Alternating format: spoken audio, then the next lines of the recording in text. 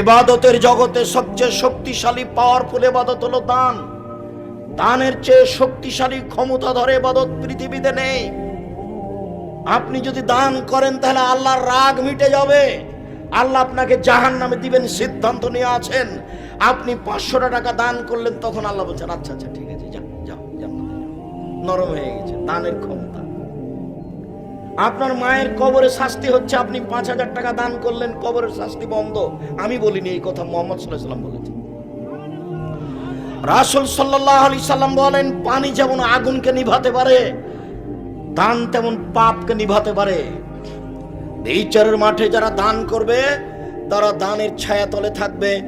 যতক্ষণ পর্যন্ত বিচার চলবে ততক্ষণ পর্যন্ত দানের ছায়াতলে থাকবে। আমি অনুবাদক মুহাম্মদ সাল্লাল্লাহু আলাইহি সাল্লাম এভাবে বলেছেন।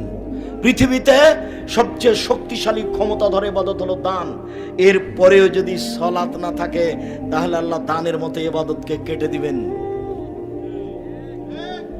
এক ফোঁটা চোখের পানি আল্লাহর কাছে সবচেয়ে প্রিয়।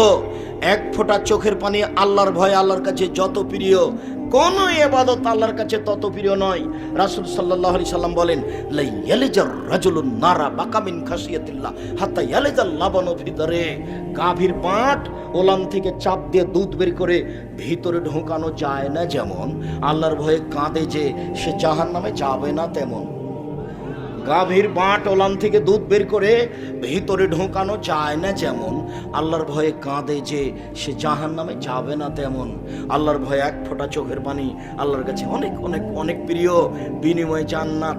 কিন্তু সালাত যদি না থাকে তাহলে ইবাদতকে আল্লাহ কেটে দিবেন। ইবাদত টিকবে না, কোনো ইবাদতই টিকবে না।